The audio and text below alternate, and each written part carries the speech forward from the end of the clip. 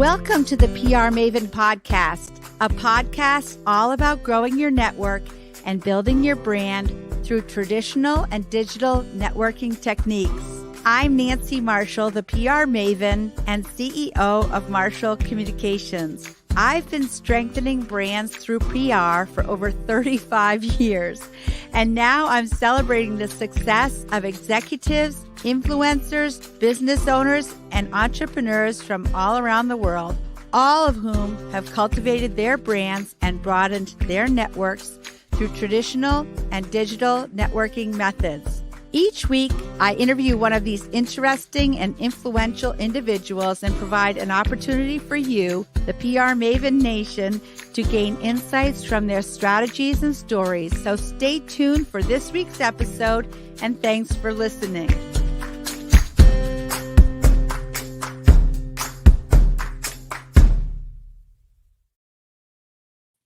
Welcome. I'm Nancy Marshall, the PR Maven, and I've been working in PR throughout my long career, and I have a special interest in personal branding.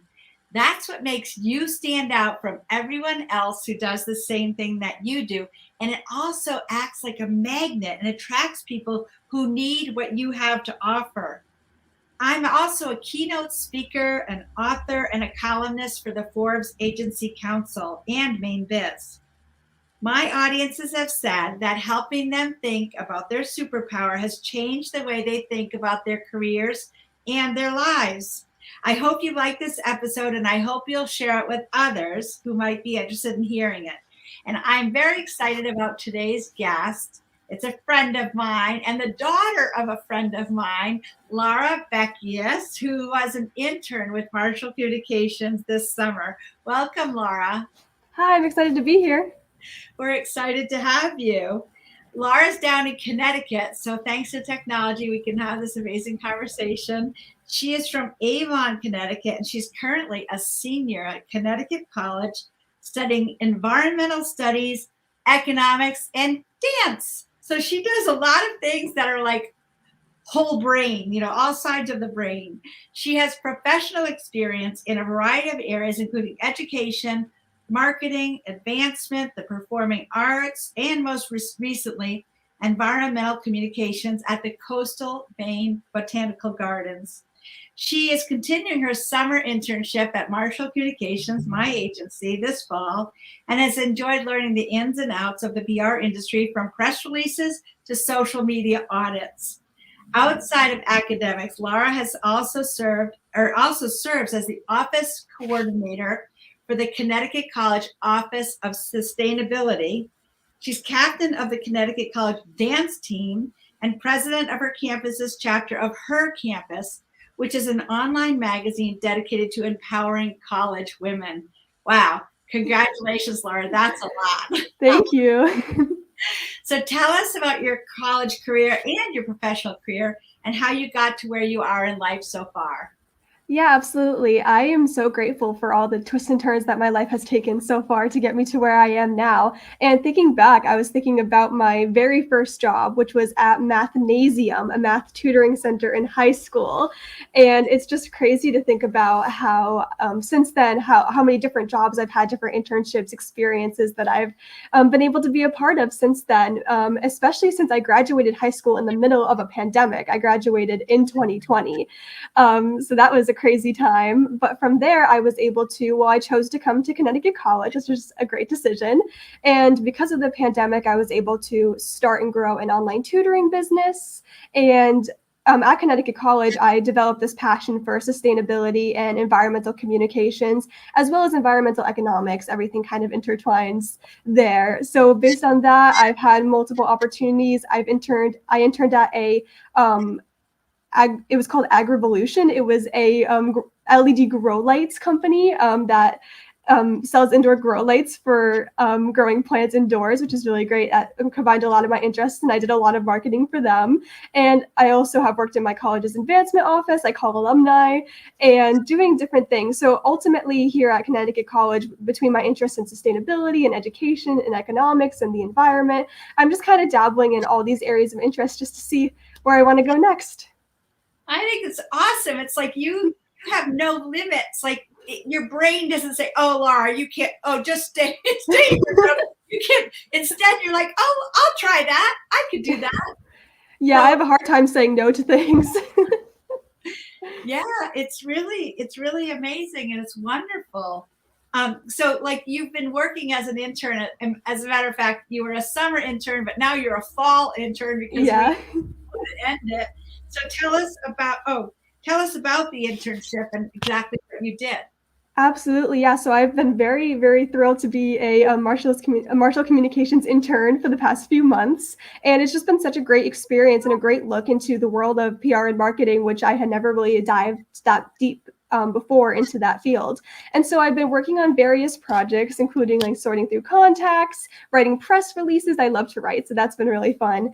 Adding events to community calendars and getting in touch with the community that way, and then doing things like performing social media audits and writing various other. I wrote a blog post, so getting to dabble in all these areas of PR, which has been really great. Yeah, well, you did a really great job, and the social media audit in particular is something that you picked it up like that, and then you wrote a blog post about it. So tell us about what the blog post was about and what the social media audit was all about. Yeah, absolutely. So the blog post is titled, "Is it time for a social media audit?" And this, I kind of approached it in the way of maybe a business would be reading this article and think, oh, well, what would you do? What are the benefits? How would you complete a social media audit? And this is a really important topic because social media just continues to grow and grow and grow. And in fact, I think the statistic is that more than half of the world's population is on social media. So it's no surprise that it's a very important tool for businesses, both for expanding their audiences and just getting in touch with other companies, other partnerships, and things like that. So a social media audit itself is a complete review of a business's social media presence. So this includes analytics, what posts are working, what content does best, which platforms do best for your company or brand, as well as taking a look into the market, what's trending, what are people seeing, what your competitors are seeing, things like that. And so doing research into the market as well as what your competitors are doing that's being successful. And in this process, you get to point out both your strengths and your weaknesses. So those areas of investment where you're doing really well and you want to keep going down that trail versus areas of investment where maybe it's not working out so well, you want to backtrack a little bit and sort that out. It's also really great for noticing any inconsistencies, whether it's in your username or again, whether maybe Twitter is doing a lot better than Instagram and maybe you want to devote more time to Instagram in the future. And then it all culminates in a very fun thing, which is setting goals, right? So whether it's, oh, I want to gain 100 new followers on Instagram before the next social media audit you do, or whether it's, I want to start a account on a completely new platform. I want to start making TikToks. Like, it's really, really exciting thing to do, just to take an overall comprehensive overview of your social media presence and then sort out where you want to go from there. Yeah, and isn't it important to identify your targeted audience? And like, if you're trying to get grandparents, you might be more likely to want to post on Facebook rather than TikTok. Mm-hmm. And maybe you want to use Snapchat if you try to get younger people. How do you decide what platform to engage in? Yeah, absolutely. It's all in the research. So deciding which target audience you want to capture with your social media, and then from there doing research. What is this age range on mostly? Are they on Facebook? Are they on Snapchat? Are they on TikTok? Right? So, short form video has grown tremendously over the past few years and is really capturing that younger audience, like 30 under. So taking a look into the trends, basically, which platforms work the best for certain audiences is really important. Right.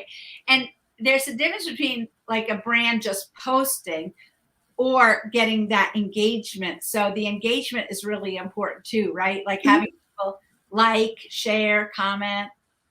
Absolutely, yeah. And it's really interesting because in a social media audit, you can go in and take a look at the different forms of content that you post, and maybe some see more engagement than others. And that way you can kind of pick and choose what you want to post in the future based on those results.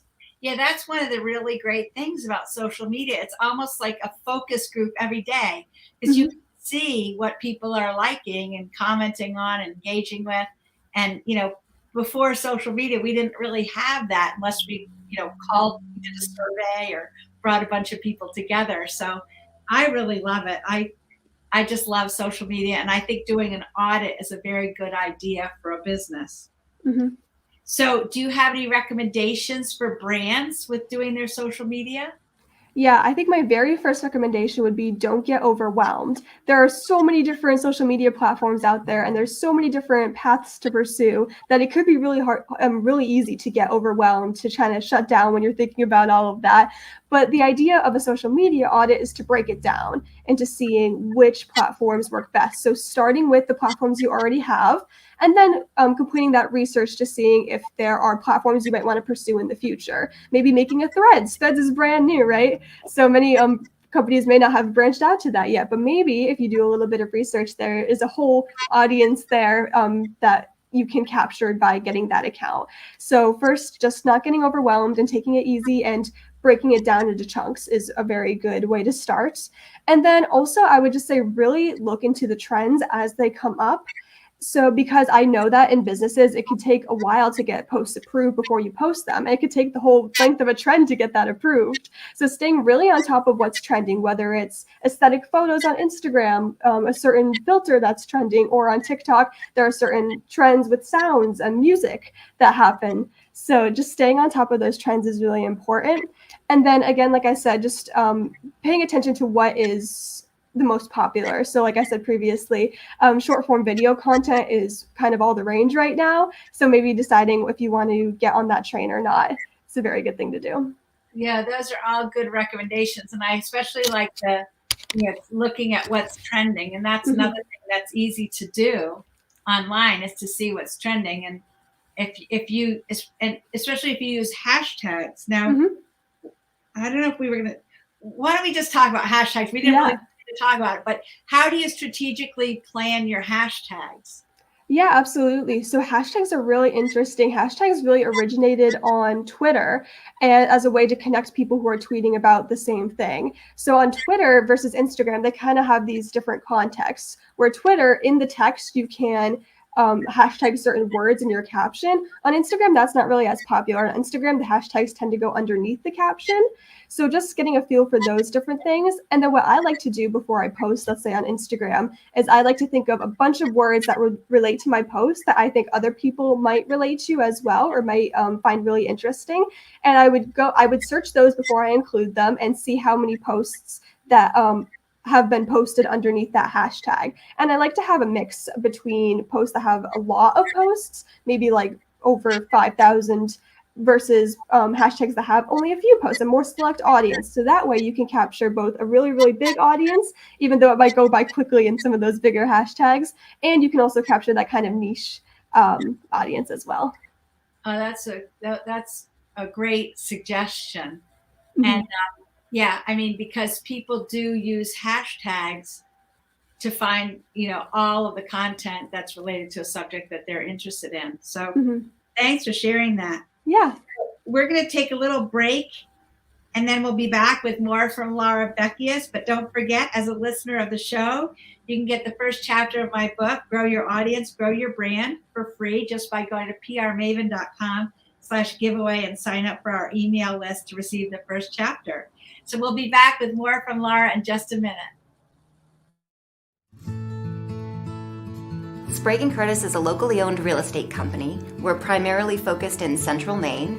I got excited about Nancy's book because she's so well known in the area for her marketing and branding techniques, and we're always looking to expand and learn and grow. And so a lot of us here at the office decided that we wanted to read her book and learn some new techniques.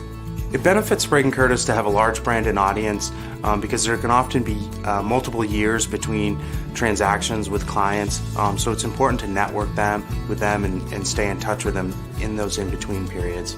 And this book really helped us learn some techniques and methods to continue to do that.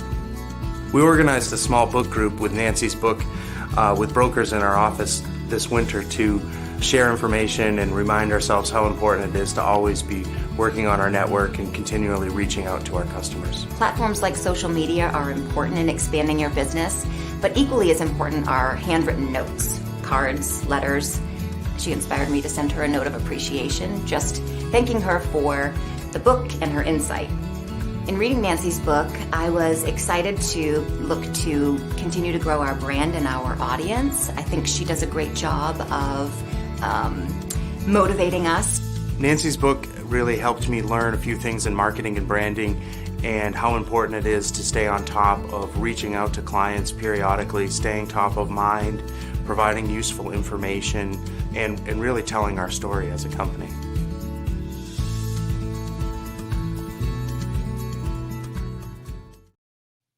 I want to share my friends at Sprague & Curtis Real Estate for that really great video. And welcome back to our guest, Lara Beckius from Connecticut College. She's in her dorm room today, actually.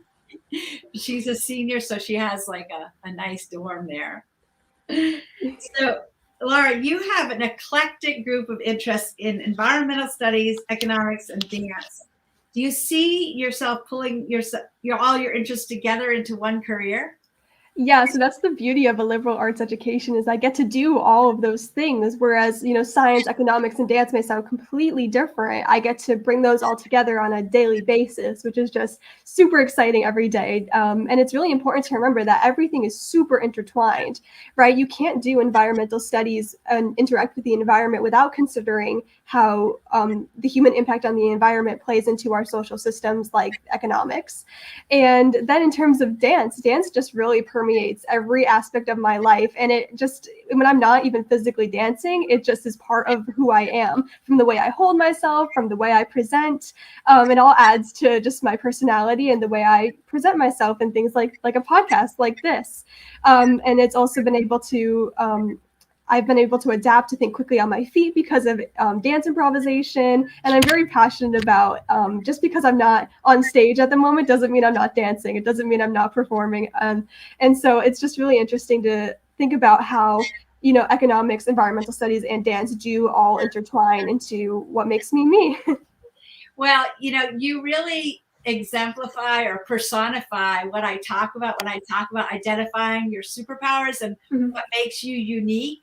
And then actually like promoting that, like, letting people know, because if you do something in your job that you love to do, and that's uniquely your superpower, you're going to be more effective, more successful, and more productive for your employer. So it's really great that and I actually am a big advocate also of a liberal arts education. I have a liberal arts education, and I have two sons, and they both have liberal arts educations also.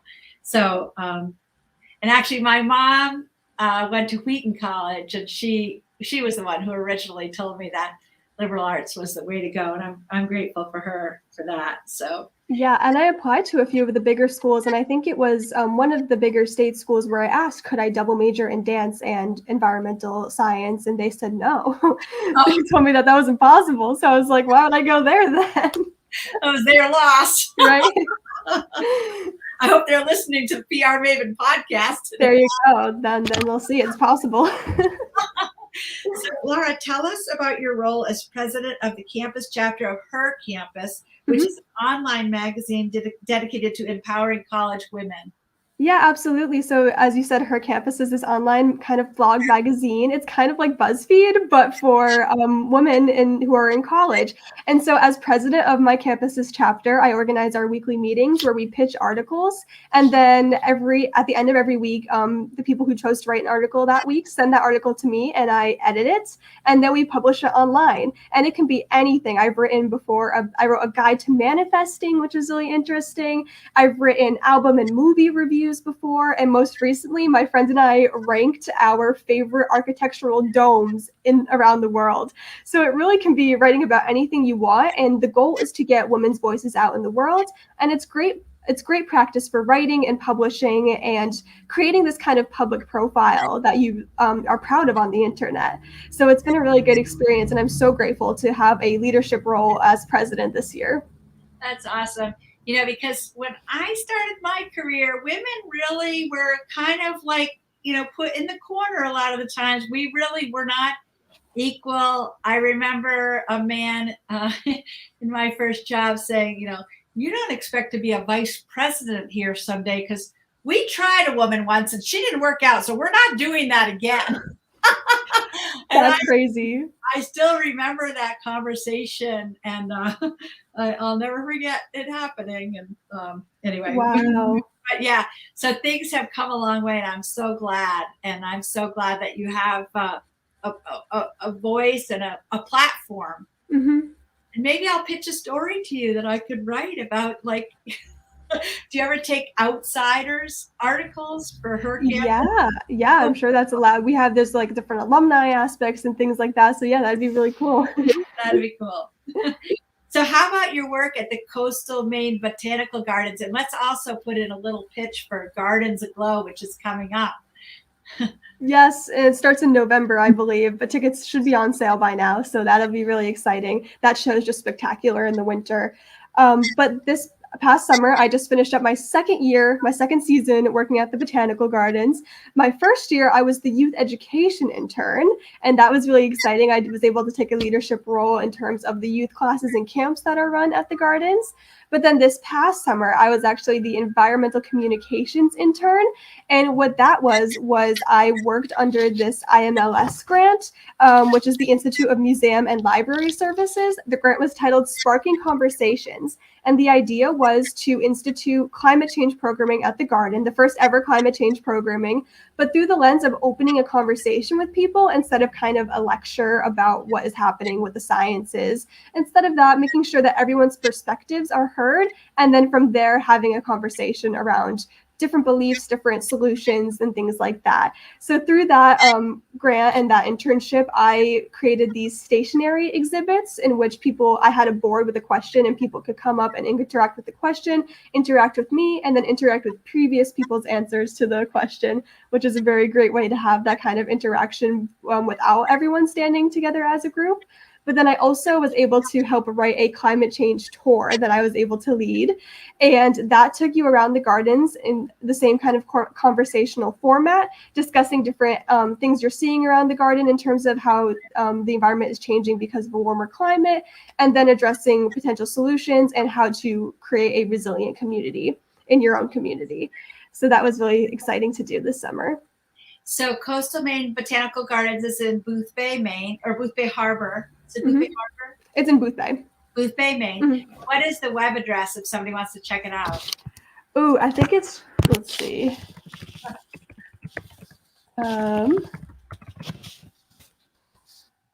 It is mainegardens.org. Maine Gardens with an S on the end.org. Yeah. And I highly recommend going to Gardens Aglow over the holiday season. I've gone every year, and it totally puts me in the holiday spirit. Such a special event. So incredible. Yeah, it's really interesting to see the differences between summer with all the flowers, and then in the winter, it's still just gorgeous. And there's still that botanical feel, but of course there's snow on the ground. So. And then how about the trolls? Tell about the trolls. Yeah, so we have these 5 art installations that are trolls created by artist Thomas Dambo, and they're really, really awesome. They kind of stand in different parts of the garden. Most of them are kind of deeper in the woods, so you do have to hike to get to them. But the idea of the trolls, their story is that they speak for the trees, and each of them stands for a different aspect of the trees, and they're here to educate us about how we're treating the environment and how we can best serve the environment to allow these trees to live on in the future. So they'll be there for as long as they want to be there, and I really recommend checking them out. I love that. Yeah. And people love getting their photos taken with those trolls too. Oh yeah. Like a selfie station at the garden. Oh yeah. It's great. It's great for branding. Yeah, exactly. So Lara, is there a book, an app, or a website that has helped you in your life and your career, and why? Yeah, so my mind jumps first to those organizational apps. Everything in my life relies on Google Calendar. I'm just going to be completely honest with that. All those little colorful boxes, they organize my entire life. As well as I use this website that's also an app. It's called Notion. And this is kind of a business organization website where you can create different pages for different aspects of what you want to see and how you want to be organized. So I have, for example, a page with my homework to-do list. I have a page with a regular to-do list. I have a calendar with bigger assignments. And that just kind of lets you organize both documents, timing, assignments, all in one place. So both Google Calendar and Notion are my go-tos. And then I was also thinking in terms of apps, I have this app called Water Llama. And the point of Water Llama is to stay hydrated. So every time you drink a beverage, you can go into the app and fill up this silhouette of a llama with how much you drank. And that kind of keeps track of where you are standing in terms of hydration and just keeping yourself, because it's really important for, staying awake, staying alive during the day. So staying hydrated in that app really helps. Oh, that's great. Those are great ones. I haven't heard of Notion either. Yeah, I feel like it's on the rise. Yeah, I'll check that out. Mm-hmm. Yeah, I love things like that to keep me organized. And I use Outlook, but I am so dependent on my calendar. I even like to do items. Like I'll block time out. Like, okay, this is time that I have to work on this thing. And it really helps me a lot. Yeah, absolutely. I have a friend who blocks out her wake up time and all of her meal time and things, which is really important. Sometimes because I don't block that out, sometimes I skip right over that. So Lara, if people want to follow up and get in touch with you, what's the best way? Yeah, absolutely. So my email is my first initial last name, LBECKIUS @concall.edu. And then my Instagram is also a great way to get in touch with me. It is @LaraLuna, LARALUNA. Yeah, and I'm a big fan of Lara's Instagram because she and her mom, who happens to be the travel editor of Yankee Magazine, Lara Beckius, and they go on wonderful adventures and they share their photos from all over the place on Instagram. Mm-hmm. So that's a really, that's another thing you bring to the table is your photography, and you have a really good eye. So. Oh yeah, that reminds me. I do need to make a post. I haven't posted in a while. Oh yeah, well you can post about being on the PR Maven podcast. Oh, absolutely, yeah. Well, Lara, this has been so much fun. I think we could go on all day. Yeah. Have to get together sometime soon and catch up with each other. But thank you for joining me. And if anybody wants to ask Lara any questions, you can email her or me, Nancy @prmaven.com. And I hope everybody has a great day in PR Maven Nation. Thank you. Thanks for listening to this episode of the PR Maven Podcast. I invite you to share a review of the podcast on iTunes or your favorite podcast player. Be sure to subscribe to our podcast so you never miss an episode. You can also join the PR Maven Nation on Facebook. It's free to join, and it's a great community of like-minded individuals who are all looking to learn and grow from one another. If you use an Alexa device, use your Alexa app to search the skills and games section to find and enable the PR Maven Podcast Flash Briefing. This will give you access to exclusive content and more PR and marketing advice. Thanks again for listening, and have a great rest of your week, PR Maven Nation.